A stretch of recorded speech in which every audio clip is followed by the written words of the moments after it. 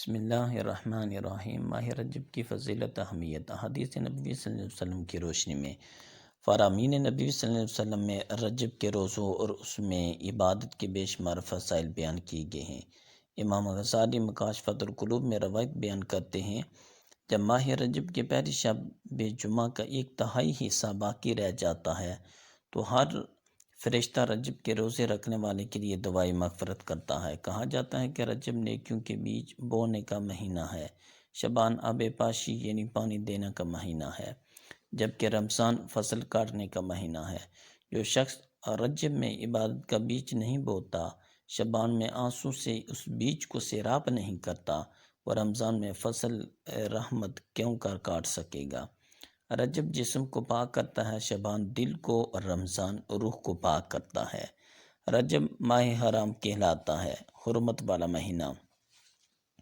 امام غزالی فرماتے ہیں، اس مہینے کو رجب کہا جاتا ہے اور رجب جنت میں ایک نہر کا نام ہے جس کا پانی دودھ سے زیادہ سفید، شہد سے زیادہ میٹھا اور برف سے زیادہ ٹھنڈا ہے۔ آپ مزید فرماتے ہیں کہ نہر رجب سے وہی پانی پیے گا جو رجب کے روزے رکھے گا۔ بزرگان دین فرماتے ہیں، رجب میں 3 حروف ہیں، را، جیم، با۔ را سے مراد رحمت الہی، جیم سے مراد بندے کے جرم، با سے مراد بر یعنی احسان اور بلائی۔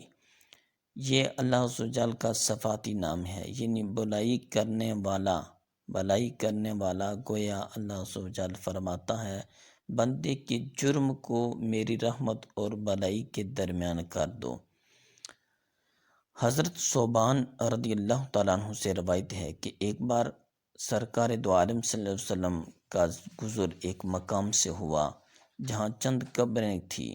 آپ صلی اللہ علیہ وسلم نے فرمایا، ان قبر والوں پر عذاب ہو رہا ہے، میں نے اللہ عز و جل سے ان کے عذاب میں تخفیف کے لیے دعا کی ہے۔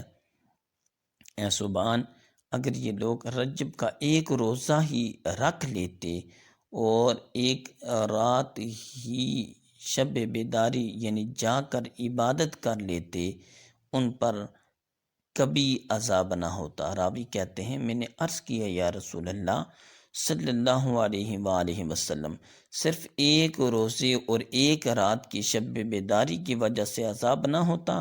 آپ صلی اللہ علیہ وسلم نے ارشاد فرمایا، قسم ہے اس ذات عالی کی جس کے قبضہ قدرت میں میری جان ہے، کہ کوئی مسلمان ایسا نہیں کہ جو رجب کا ایک روزہ بھی رکھ لے اور اس کی ایک رات عبادت بھی کر لے، مگر اللہ عز و جل اس کے لیے 1 سال کی عبادت لکھے گا۔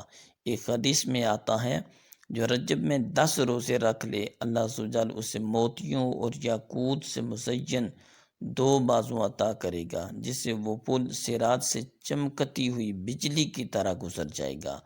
ایک حدیث میں ہے کہ جس نے رجب کے سارے روزے رکھے تو آسمان سے ندا آتی ہے کہ اے اللہ کے دوست، خوشخبری سن، اور موت کے وقت اسے شربت پلایا جاتا ہے جس سے وہ سیراب مرتا ہے، یعنی اسے موت کے وقت پیاس نہیں لگتی، اور وہ قبر میں بھی سیراب داخل ہوتا ہے اور اس میں سے نکلے گا تب بھی سیراب، اور جنت میں بھی سیراب جائے گا۔ حضرت سیدنا ابو سعید خدری سے مروی ہے کہ سرکار کائنات صلی اللہ علیہ وآلہ وسلم نے ارشاد فرمایا، رجب اللہ کا مہینہ ہے، جس نے اس کی تعظیم کی، اللہ عز و جل دین اور دنیا میں اس کی تعظیم فرمائے گا۔ کنز الایمان میں ارشاد ہے کہ اہل عرب حرمت والے 4 مہینوں کی تعظیم کیا کرتے تھے اور ان میں لڑنا حرام جانتے تھے۔ اسلام میں ان مہینوں کی حرمت اور عظمت اور زیادہ ہوگی۔ ان مہینوں میں اپنی جانوں پر ظلم نہ کرو۔ اس کی تفسیر میں لکھا ہے کہ گناہ اور نافرمانی کے ذریعے اپنی جان پر ظلم نہ کرو، تو گویا ان مہینوں میں زیادہ گناہوں سے بچنے کی ضرورت ہے تاکہ ان مہینوں کی تعظیم کی جائے۔ سیدنا انس رضی اللہ تعالیٰ عنہ کی ایک روایت ہے کہ سرکار مدینہ صلی اللہ علیہ وآلہ وسلم نے فرمایا، جس نے ماہ حرام رجب میں 3 روزے رکھے، اس کے لیے 900 سال کی عبادت کا ثواب لکھا جائے گا۔ رجب کے روزے کی فضیلت میں آتا ہے، جو رجب کا پہلا روزہ رکھتا ہے جہنم اس سے اتنی دور ہو جاتی ہے جتنا کہ زمین اور آسمان سے دور ہے۔ رجب میں جو ایک روزہ رکھے گا اسے 1 مہینے کے روزوں کا ثواب ملے گا، اور وہ 2000 نیکیاں اس کے نامہ اعمال میں لکھی جائیں گی، اور 2000 برائیاں مٹائی جائیں گی۔ 3 روزے کی ایک فضیلت یہ بیان فرمائی گئی ہے کہ رجب میں جو 3 روزے رکھے گا تو اس کے اور دوزخ کے درمیان اللہ تعالیٰ ایک خندق بنا دے گا جس کی لمبائی 70,000 برس ہوگی، گویا وہ جہنم سے 70,000 برس کی راہ دور کر دیا جائے گا۔ حضرت سیدنا خالد بن ولید رضی اللہ تعالیٰ عنہ سے روایت ہے کہ نبی کریم صلی اللہ علیہ وآلہ وسلم نے فرمایا کہ 15 رجب کا روزہ رکھنے والے کے لیے جنت کے 8 دروازے کھول دیے جاتے ہیں، وہ جس سے چاہے داخل ہو جائے۔